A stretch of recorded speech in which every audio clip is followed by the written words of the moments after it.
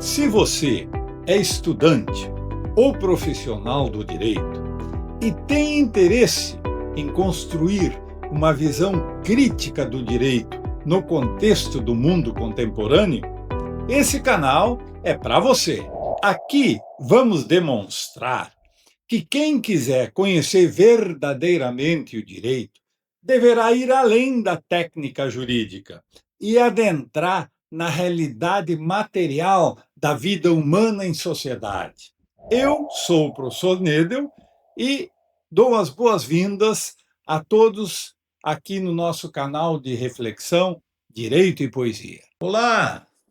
Como sempre, sejam todos muito bem-vindos para mais um vídeo aqui do nosso canal Direito e Poesia. É uma grande alegria começarmos esse novo ano, né, avançando com as nossas reflexões críticas a respeito do direito e permeadas também pela beleza da poesia. O tema do nosso vídeo de hoje será a Revolução Sofista e o Direito. Vamos refletir um pouco o impacto da Revolução Sofista na compreensão do direito no mundo da filosofia ainda grega, né? Como sabemos, estamos construindo e buscando elucidar a nossa compreensão do direito e como ele foi surgindo no contexto da civilização ocidental, que é a civilização onde emergiu o direito. E a Revolução Sofista foi uma coisa muito importante nesse contexto. Em primeiro lugar, o que é a Revolução Sofista, né? O que foi a Revolução Sofista? Como nós vimos já nos nossos vídeos anteriores e nas reflexões que nós estamos fazendo, no contexto da filosofia grega, na emergência da filosofia grega, ela foi marcada, digamos assim, por um naturalismo, uma visão até científica e naturalista, cosmológica, né, que buscava identificar tanto o direito como a condição humana em imanência com a natureza, com as leis da physis, né? Pois justamente os sofistas vão romper com isso. Por isso que o seu pensamento é considerado revolucionário. E, de fato, foi. Então, a grande consequência da Revolução Sofista é que ela rompe com o determinismo naturalista que identificava a condição humana com as leis da physis e instaura que ela promove o deslocamento, podemos dizer assim, do pensamento da physis para a condição humana. Um dos mais eminentes pensadores sofistas, o grande Protágoras, que nasceu em Abdera no ano 500 a.C., se deve a Protágoras uma célebre máxima que se perenizou no tempo, a máxima que diz que o homem é a medida de todas as coisas. Então, veja, a realidade não deve mais ser vista sob a perspectiva cosmológica, mas voltar-se para a condição humana. O homem passa a ser a medida de todas as coisas. E o que Protágoras quis dizer com isso? Que cada homem, cada ser humano é a medida de todas as coisas. Então, quer dizer, a verdade e a compreensão da realidade é de cada ser humano, de cada pessoa, de cada ser humano pensante. Então, quando dois seres humanos discordam em alguma coisa, não existe uma verdade objetiva que determina quem está certo e quem está errado. Logo, os sofistas instauraram um grave problema, o relativismo. Em primeiro lugar, um ceticismo, quer dizer, eles não acreditam mais em verdades estruturadas, né? Verdades fundamentadas, dogmáticas, né? Eles questionam, eles relativizam, né? Então, não existe uma verdade universal. E isso vai impactar sobre o direito, porque o direito era visto, então, em imanência com o direito natural, né? O, o dicaium physicum, né? O direito natural. E vinha do direito natural, identificado com as leis da physis, a orientação do nomos, do direito positivo, das leis humanas. Né? Então, esse é o grande impacto que a Revolução Sofista vai trazer para o âmbito jurídico. Então, e a justiça? O que é? O que vem a ser a justiça na concepção dos sofistas? Trasímaco, um importante sofista, que, aliás, aparece. Aliás, os sofistas passaram para, digamos, a posteridade da cultura ocidental com um sentido pejorativo. Né? A ideia de sofista é identificada com uma forma de distorcer a verdade através da habilidade retórica. Né? Portanto, uma conotação pejorativa no conceito de sofista. Isto é justo? Os sofistas merecem isso? Quem eles eram? Na verdade, os sofistas eram professores. Né? Eram professores que, no contexto da emergência da democracia, eles ensinavam o valor da retórica, né? Porque a retórica passa a ter grande importância no contexto da democracia.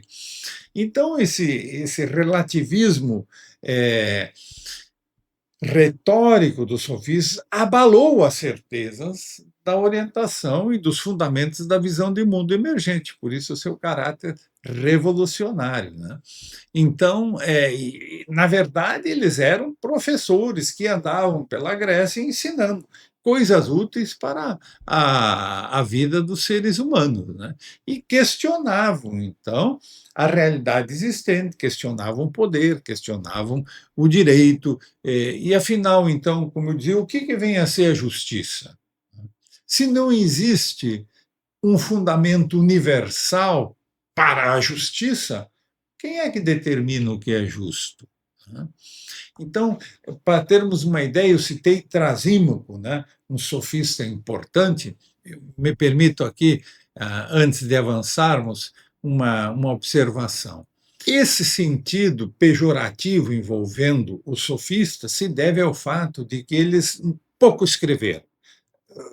Chegou até nós alguns fragmentos esparsos, né?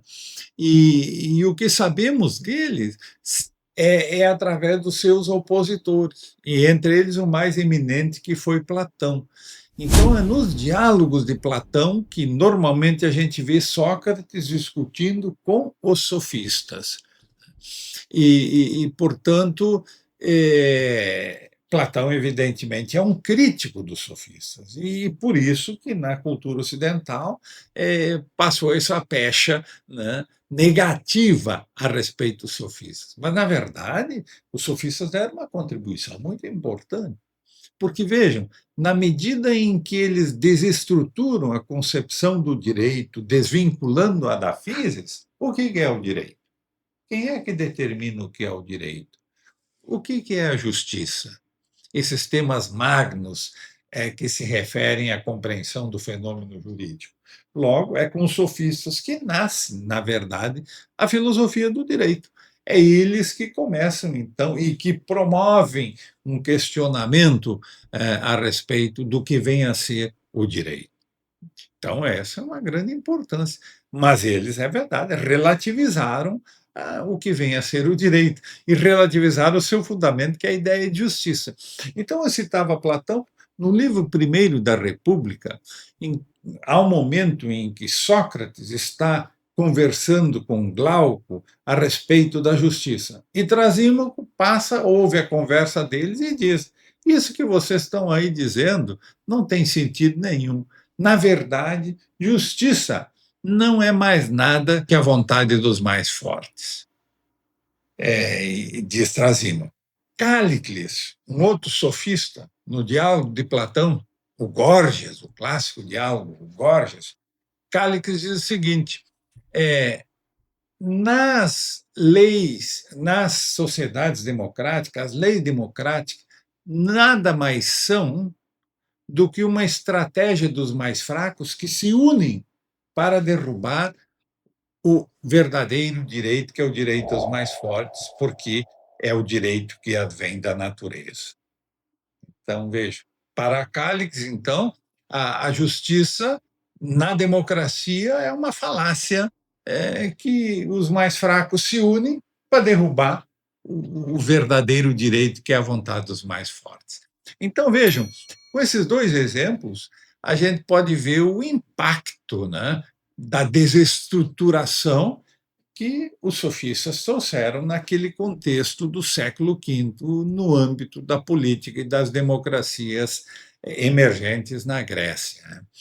E, então, por isso, a revolução que eles instauraram e passou a ser conhecida como a Revolução Sofista. Então, o grande impacto que a Revolução Sofista trouxe para o direito é essa desestrutura. Então, o que é o direito? O que vem a ser a justiça? Então, na verdade, e isso é importante, os sofistas, há 2.500 anos atrás, anteciparam a máxima do positivismo jurídico. Então, se ninguém pode determinar o que é o justo, alguém tem que determinar o que vem a ser a legalidade para manter a ordem. No caso da visão deles, a ordem da polis, a ordem do Estado, a ordem social. E quem é que pode determinar a ordem social, dirá os sofistas? A vontade política do poder do Estado instaurada que faz as normas que organizam e estabelecem a ordem na vida social. Isso é um direito. Então, veja, esse é o argumento hoje vivo do positivismo normativista, que é o paradigma dominante ainda no mundo contemporâneo. Então, a Revolução Sofista, há 2.500 anos atrás, já antecipava, então, essa máxima que será a máxima do positivismo jurídico, que identifica o direito com a vontade do poder político instituído.